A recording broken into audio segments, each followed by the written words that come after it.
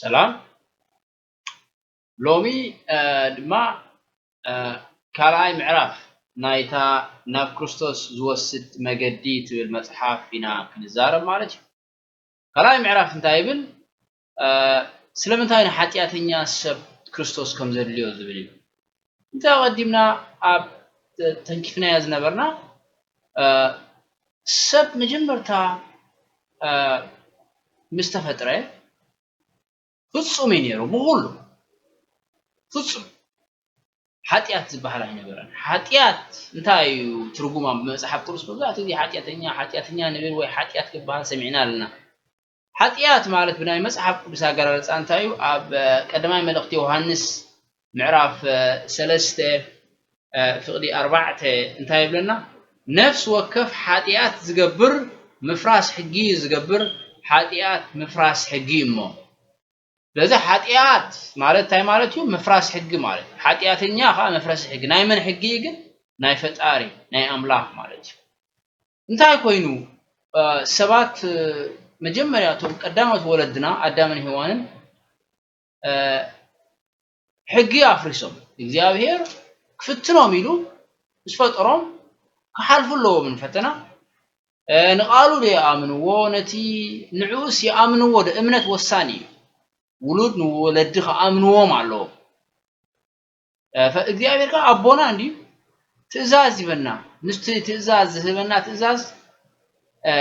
نتي أبو زلنا أمنة توكلتي نعوب مزازنا نريو مالك لذي إذا دماني هو تزاز جن سلا له سيطان نسلمات سلا أملاخ نديو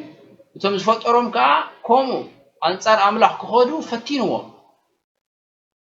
ንሶም ድማ ነቲ ናይ ጸላኢ ቃላት አሚኖም ኣብ እግዚአብሔር ተጠራጢሮም ማለት እዩ እግዚአብሔር ትእዛዝ ይዎም ነይሩ ካብ ሓንቲ ኦም ኣይትብልዑ ኢሉ ትእዛዝ ያሳ ማለት እቲ ቀንዲ ዕላማ እንታይ እዩ ንሳታ ትእዛዝ እቲኣ ኣብ እግዚአብሔር ዘለዎም እምነት مرآيتيا نعملاخ كأمنوا نيروهم كم تازولهم دما خنبر نيروهم صراحة نو كم زول عواق يروهم لازم تغند على ما انتايو أبي زيابير نزلهم إمنة تتأراتيرهم مالك بويهم تي كله تي مفللايز مثلا أي سبات كاو أملاخ كاويو نابنت أبي أوريز فترة معرف سلسته فلوت معرف تايب لنا شعو عين تخلط يوم تخفتا كابتا እግዚአብሔር አይትብልዑ ዝበሎም መስበልዑ ማለት እዩ ጥራዮም መዃኖም ድማ ፍለጡ ቆጽለ በለስ አላጋጊቦም ካተዓጡ ምድሪ መስወል ወለ ድማ ድምጽ እግዚአብሔር አምላክ ኣብ ገነት ክማላለስ ሰምዑ አዳምን ሰበይትን ካብ ገጽ እግዚአብሔር አምላክ ኣብ ማእከል አዋም ገነት ተሓቢዮም ካብ እግዚአብሔር ተሓቢዮም ካብ እግዚአብሔር ሃዲሞም እዚ ናይ ደቂ ሰባት ባህሪያት ኮይኑ ካብ ሽዑ እንደሃር ባህሪና ሁሉ ፍቅሪ ዝነበረ ናብ ስስዕቲ ናብ ርእሰይ ጣመኒ ጽልኢ እዚ ሁሉ ባህሪያት ናይ አምላክ ካብኡ ተፈሊና ካብ ሕጊ አፍሪስና ሙሱኽ ነበር ነሃድም መብዛሕቲ ግዜ እሱ ይትቀንድ ነሃድም ማለት ካብኡ ነሃድም ስለዚህ ሰብ መጀመርታ ኃጢአት ከይፈለጥ ሆሎ ሕብረት ነይሩ ምስ ፈጣሪው መጽሐፍ ቅዱስ እንታይ ብለና ኣብ ቆሎሴ መልእክት ጳውሎስ ናብ ሰብ ቆሎሴ ምዕራፍ 2 ፍቅዲ 3 ብዘሎ መዝገብ ጥበብን ፍልጠትን አብኡ ተሰዊሩ ኣሎ ብዘሎ መዝገብ ጥበብን ፍልጠትን አብኡ ተሰዊሩ ኣሎ ምስ ከምዛ መሰለ ፈጣሪ ምስኡ ሕብረት ነይርዎ زلو مزجبن فلتاتن أو مستسورة مسو حبرت نيروم قدامت ولدنا مالك لحراي اتخومو زعم السلة نجر انتاي حجي بقى تغيرو صلة تفتيرو كم تبلنا عدامن هوانن كاب እግዚአብሔር هاديمم كحبو أملاح هنا يكون هاديمم بعلهم هاديمم مالك لذي محفراس حقنا እግዚአብሔር حق مسفرسو مس እግዚአብሔር كنبرو አይደለዩ انتاينا نردع بناي جزارسنا حيلي نجزارسنا خنكيراي نخلينا حق أملاح مسفرسنا مسو حبرت نيرنا مسو قص نقص نرأي نيرنا مسو نزارب نيرنا دحر حقومة سفرسنا سكاب خون هدم ندلي إذا خمسة نايسة بحري خومي سلازي يسوس اتمفتح انتايلو يسوس تراينا يو ابنني قديموس او وانجيل يوحنس معراف 3 فقر 3 انتايلو حدا خاطم ناي حقي مغرات نبرون ايهوداوያን بليت نبي يسوس مسيو وما مهر كاب املاح تلاقا خمس مساخا تمهرو كله حق مخانه فليتنا يلو خزارو مس جمر يسوس تايلو حستر بزبلت كابلا علي انت زي تولدين منغست املاح كريا زخيل يلو كابلا علي انت زي تولد كاس منغست املاح كتري ايتخلني سبسي كما يغيريو حتياتኛ ሰብ ናይ እግዚአብሔር ሕግን ዘፍረሰ ሰብሲ ከመ ይገይርዩ ናብ አምላኽ ዝምለስ ኢየሱስ ይልዎ ካብ ላዕሊ እንተ ዘይተወልደ ና መንግስቲ አምላኽ ክሪያ ዝኽእል የልዎ ኢየሱስ ፊልጶስ እቲ ንኣብነት ብዙሕ ሓሳባት ኣሎ ሕጂ ታዩ ሰብሲ ነቲ ኣብ ውሽጢ ዘሎ ጽቡቕ ንዑ ከመዓራርዮ ብሊቢ ብገዛ ርስኻ እመን ኣብ ውሽጢኻ ዘሎ ኣማዕብሎ ገለ ዝበሃል እዚ ብጣዕሚ ናይ ሓሶት مخاني نردو زلنا بهمو باللقاب زعرة نجار يكون إنز نجار زي ببهر يوسف كومخ قبرايكيل نابنت أب قدامي كورنثوس معراف كل التفقد 14 خلنا نبينا قدامي كورنثوس معراف كل التفقدي 14 كم زيبل እቲ ስጋው ሰብ ነቲ ኣብ መንፈስ ኣምላኽ ዘሎ ኣይቅበሎን ብመንፈስ ዝምርመር ስለ ዝኾነ ንዕሽነት ይሞ ክስተውዕሎ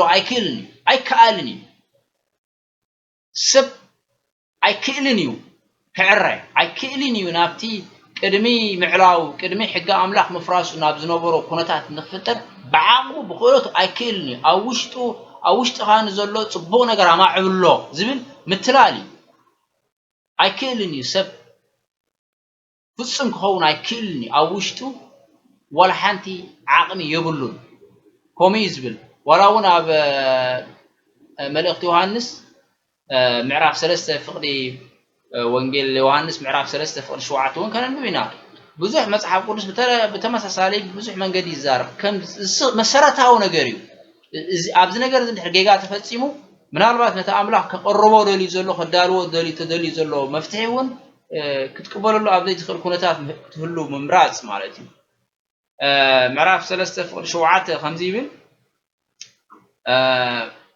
ካብ ስጋ እተወልደ ስጋ እዩ ካብ መንፈስ እተወልደ ከዓ መንፈስ እዩ ስለዚ ክልተ መንፈስን ስጋን ኣንጻር ምዃኖም እያ መጽሓፍ ቅዱስ ዝዛረብ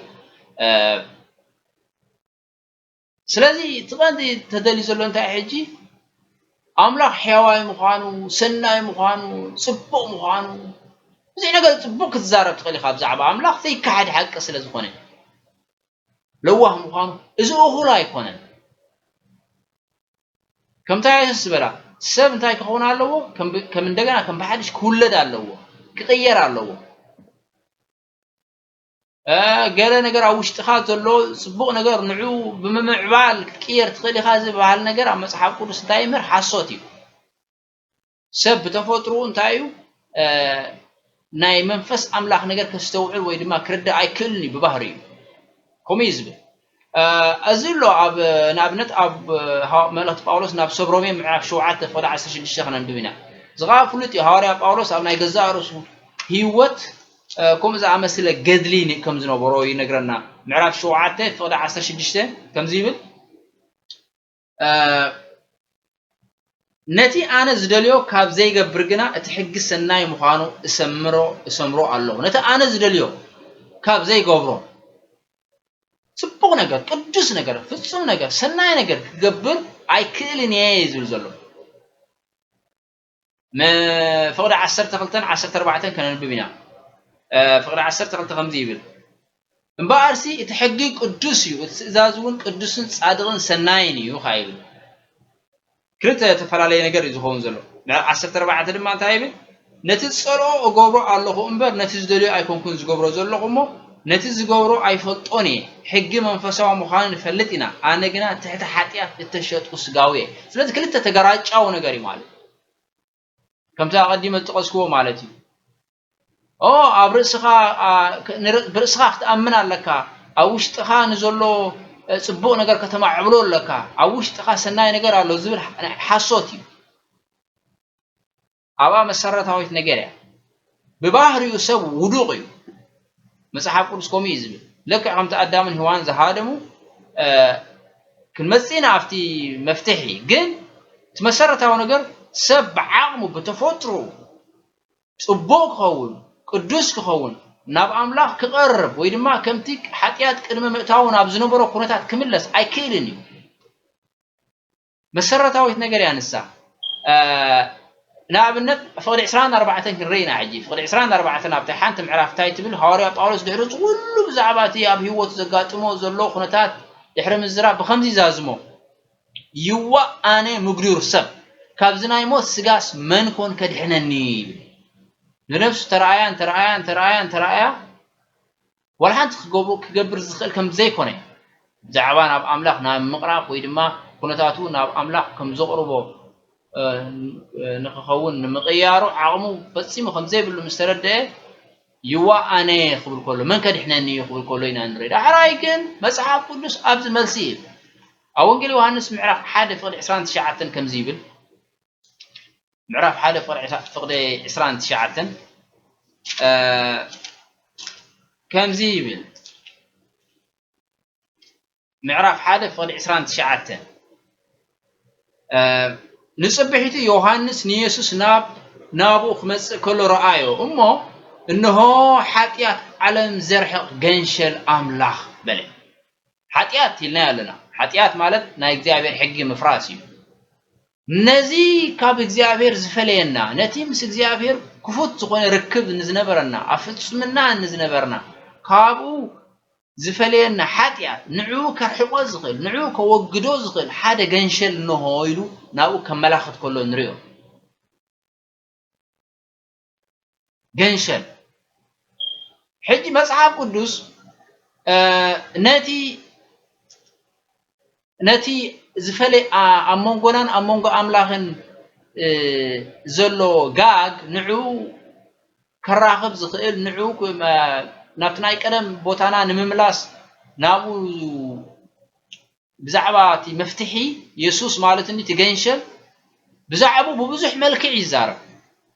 ያዕቆብ ተዳሪና ንኣብነት ካብቶም አብርሃም ንይስሐቅ ወሊዱ ይስሐቅ ከዓ ክልተ ደቂ ነይሮሞ ኤሳውን ያዕቆብን መጽሐፍ ቅዱስ እንታይ ይብለና ትበረኸት በኹሪ ኤሳው ነይሩ ሕጂ ትበረኸት ናብቲ በኹሪ መሓላለፍ ናይቲ ወራሲ ይኸውን ግን ብምትላል ብሓሶት ኣታሊሉ ኣቦ ኣሪጉስ ነበረይስ ስለዝነበረ ይስሐቅ ኤሳው ዘይኮነ ከሎስ ኣነ ኤሳው ኢሉ ኣቦ ከም ዝምርቆ ገይሩ ንሱ ሓው ተጻሊዩ ካብኡ ዝተበገሰ ሃዲሙ ከይዱ ማለት እዩ እንደ ሃዲሙ መስከረ ከሎ ኣብ በረኻ ለይቲ ኮይኑ ምስ መሰ እምነት ተርእይሱ ክድቅስ ከሎ ሕልም ሓሊም ኣብዚ ግዜ እዚ እንታይ ብገበን ተጻዒንዎ ዘሎ በደል ከም ዝገበረ ከም ዘታለለ ከም ዝሓሰበ ሓጢያት ከም ዝገበረ ንኣምላኽ ከም ዝበደለ ማለት ዳሕራይ እንታይ ይረሎ ሰማይ ዝበጽሕ መሳለል ርዩ ካብኡ ኸኣኒ መላእኽቲ ኣምላኽ ክወርዱን ክድይቡን ይርኢና ኣብ ምድሪ ካብ ሰማይ ናብ ምድሪ ዝደየበ መሳለል ይርኢ ማለት ካብ ላዕሊ ከዓ ኣነ ኣምላኽ ኣቦኻ አብርሃምን ይስሐቅን ኢሉ እግዚአብሔር ክዛረቦ ከሎ ተስፋ ክቦ ከሎ ንርኢ ድሓር ምስተበራበረ እዛ ቦታ እዚኣስ ቤት ኣምላኽ እያ ኢሉ ነታ ቦታ እቲኣ ቤቴል ኢሉ ከም ሰማያን ዛረብ እዚ ስእሊ እዚ ኢየሱስ ነዚኣ ተጠቂሙላ ብዛዕባ ናትናኤል ክዛረብ ከሎ ኣብ ወንጌል ዮሐንስ ምዕራፍ 1 ፍቅዲ 51 ነዛ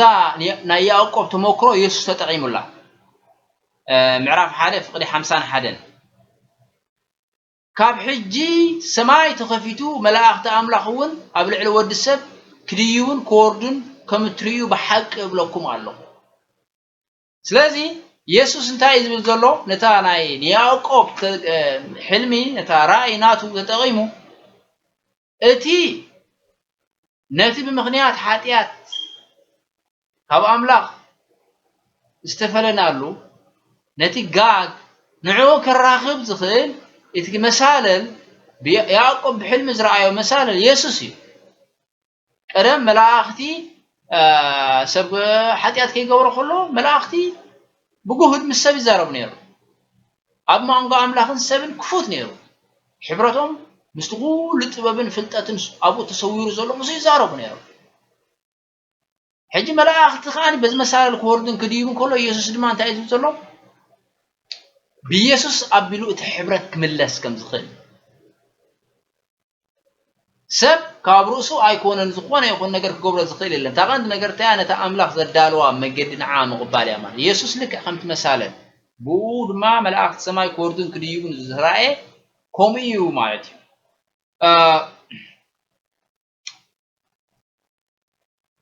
تقندي مخنيات تقندي نتبخ تحازل لو واحد انتايو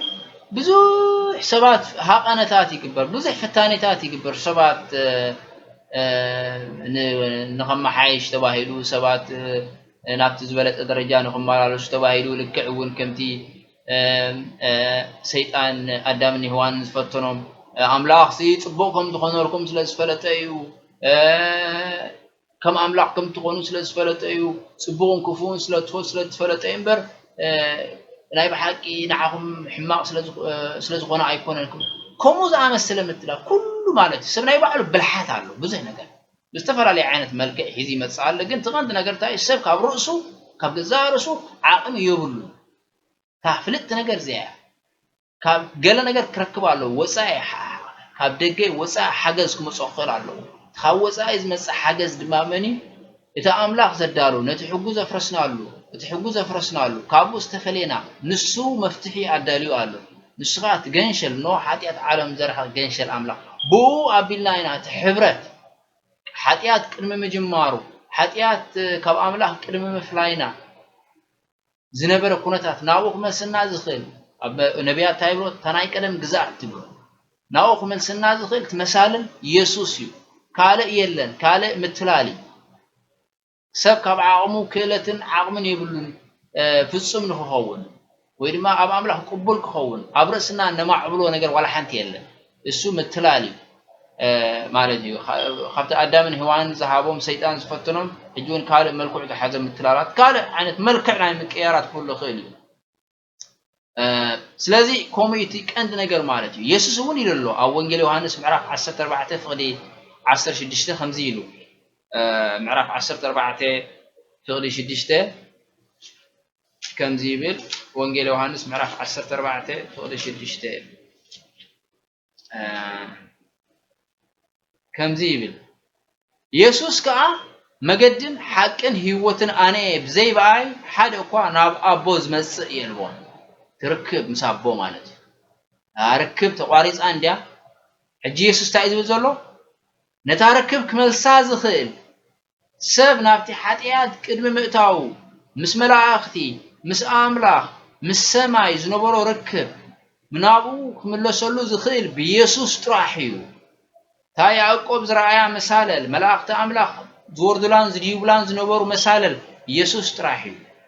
باو بوينا خنراخم نخيل كالي متلالي ينزلوا مسحة قدس كالي متلالي كالي حسوتي سلذي أباي عزلا حجي أملاخ كل جزيان بعد ولو انتسب حتى تفرسو كاب أملاخ رحيقو كحباء انت دلي أبكر مجزيابير ون كرة انت زي دلي أبكر مجزيابير كقل كمارا لست زي دلي جن مجزيابير كل ساعة تسعرز قبر مجزيابير تفو ودين دارينا يحجي أنا كل تدقني رموتو أبو لحار تحاد تايلو أنا خيدي باك أنا زقبانا هبني لو كي مسحابو مستملسه كابرحو كله مسرايتو أبو كقبلو فانا وزيو سلازي እግዚአብሔር كل ساعة كنملس متان نسيو كل ساعة رزقبه مجمرتا لازم كله ግን መልስኹም ቦይ ይግባና እንታይ بتعم زجرم نجاري أملاخ زي جبر نجاري لأن كم تي أبو مصحف نبي سياس معرف حمشة معرف حسبت خلطين وزلوا نعت أخلت وين يسي حلفات أنا زي جبر كله سنتها يكون متجبر نيرو نعت أخلت وين مالت حزب أملاخ مالتيو حلفات أنا زي جبر كله سنتها يكون متجبر نيرو እግዚአብሔር ክግበር ዝኽእል ነገር ኩሉ ገይሩ ብሙሉ ህያ በሓደ ነገር በሓደ ገይሩ ሂብዎ ብኢየሱስ ማለት እዩ ስለዚ እዚ ዓቢ ንዓና ናብኡ ክንቀርብ ማለት እዩ ሕብረት ክህልወና ምሱ ምስ መላእኽቲ ክህልወና መንፈሱ ክዛረበና ናይ ዘላለም ህይወት ክንወርስ ኣብቲ ፍጹም ሰማይ ምስ ቅዱሳን ክንነብር ንዘላለም ክንነብር ከምቲ ሓጢኣት ቅድሚ ምእታው ዝነበረ ናይ ፍጽምና ቅድስና ምልኣት በረኸት ናብኡ መታን ክንምለስ እግዚአብሔር ዘዳለው ሁሉ በረኸት እግዚአብሔር ዘዳለው ሁሉ መንፈሳዊ ጸጋ ንኢየሱስ ክንኣምኖን ክንቅበሎን ነቲ ሁሉ እሱ ክገብረልና ዝኽእል ኣብ ህይወትና ንዑ እሱ ንክገብሮ መታን ፈቃደኛታት ክንከውን እዚ ዓብ ምትብባዕ ይንዓና ብውጥራህ ተተባቢዕና ናብኡ ክንቀርብ ብሓቂ እቲ እኹል ክበሃል ከኣል እሱ ጥራሕ ከተባብዓና ኽእል ካልኡን ኣሎ ማለት እሱ ምዘይ ንገብር እቲ እግዚአብሔር ዝብለና ዘሎ ምዘይ ንገብር ወይ ድማ ንኢየሱስ ምዘይ ንቕበሎ ወይ ድማ ነቲ ካብ ምድር ናብ ሰማይ ተዘርጊሑ ዘሎ መሳለል መላእኽቲ ኣምላኽ ዝወርድሉን ዝድይብሉን ንዑ ግዱ ምግባእ ግዱ ተዘይገበርና ኣይገድሰንን እንተራ ዘይብለና ንኢየሱስ ኣየድልየንን እንተራ ኢልና ሳዕቤኑ እንታይ እዩ መጽሓፍ ቅዱስ ይዛረቦ እዩ ምሕርቃ ማስናንን ብኽያትን ምሕርቃ ማስናን እንታይ ማለት እዩ ምሕርቃ ማስናን ኣገላልጹ እንታይ እዩ ትብለሉ ክትገብሮ ትኽእል እንዳሃሎ እንዳኻኣለ ነይሩሲ ክትገብሮ ስለ ዘይከኣልካ ግን ዋላ ሓንቲ ግዜ ኣኺሉ ክትገብሮ ንኽእልካ ዋላ ሓንቲ ትኾኒንካ ኢኻ ማለት እዩ ብዛዕባ እዚ እውን ክንሓስብ ኣይንኽእልን እታ ቀዲመ ጠቐስክዎ ይኣክል እዩ ማለት ሳዕቤን ኣለዎ ኣማ ንሕና ክንመርፅ ንኽእል ኢና ከመይ ዝኸውን ዘሎ ሕጂ ልክዕ ከምዚ ሓደ ሰብ ካብ ሓደ ዓዱ ወፂኡስ ናብ ካልእ ሃገር ከይዱስ ባህሉ ረሲዑ ቋንቋኡ ረሲዑ ድሕራይ ናብ ባህሉን ናብ ቋንቋኡን ናብ ህዝቡን ንኽትመልሶ ዝግበር ፃዕርታት ከምኡ እዩ ንሕና ከዓ መጀመርታ ብኣምላኽ ኢና ተፈጢርና ኣምላኽ ፈጢረና ሽዑ ካብቲ ናሱ መደባት ወፂና ኣብ ካልእ ዓለም ከድና ማለት እዩ ሕጂ ብሙሉ ረሲዕና ሰማያዊ ነገር ናይ ሰማያዊ ነገር ረሲዕና ኣቦና ኣምላኽ ረሲዕናዮ እቲ መንፈሳዊ ቋንቋ ረሲዕናዮ ካልእ ቋንቋ ንዛረብ ኣብ ካልእ ዓለም ንረብር ሕጂ ንዓና ንምምላስ ዝግበር ዘሎ ፃዕርታት እዩ ማለት እዩ ኣምላኽ ሕጂ ንዓና ንምምላስ ናብቲ ናይ ቀደም ሃገርና ናብቲ ናይ ቀደም ኩነታትና ንምምላስ ዝገብሮ ዘሎ ፃዕርታት ንዑ ናይ ብሓቂ ኣቓልቦ ክንበሉ ግዜ ከሎካ ግዜ ይትጸበይ መዓልቲ ምድሓን ሎሚ አንዲዩ ሓጢአተኛ ክርስቶስ የድልዮ እዩ ምክንያቱ ሓጢአት ምስ ገበርና ናይ እግዚአብሔር ሕጊ መሰፍረስና ካብ ኣምላኽ ምስ ተመለስና ናብ ኣምላኽ ንኽንምለስ ናብቲ ዝሰኣናዮ ነቲ ዝሰኣናዮ ሕብረት እንደገና መታን ክንረኽቦ ንዘላለም መታን ኣምላኽ ክንረክብ ብኢየሱስ ጥራሕ ኢና ክንረኽቦ ንኽእል ንሱ ኸዓኒ ኣምላኽ ዘዳለዎ መንገዲ እዩ ማለት እዩ ስለዚ ነዚ ብሓቂ ክንቅበሎ ሰማያዊ ናብራ መታን ክንነብር ሕብረትና መታን ምስ መላእኽቲ መታን ክንረዳራረብ መንፈስ እግዚአብሔር መታን ከም ድላዩ ኣብ ውሽጥና ኣትዩ ክሕብረናን ክመርሐናን ናብ ንኸዶ ዘበለ ኩሉ ክነግረና ልዕሊ ኩሉ ድማ ናይ ዘላለም ህይወት መታን ክንወርስ ነዚ ነገር እዚ ብሓቂ ብሙሉ ልብና ፈቃደኛታት ክንከውን እግዚአብሔር ፀጉ ይብዛሓልና ቀፂሉ ንሪኦ ድማ ዝመፅእ ሰሙን ሳልሳይ ምዕራፍ ንስሓ ዝብል እዩ ክሳብ ሽዑ ኣምላኽ ምስኩልና ይኹን ፀጉ ይብዛሓልና ድሓንኩኑ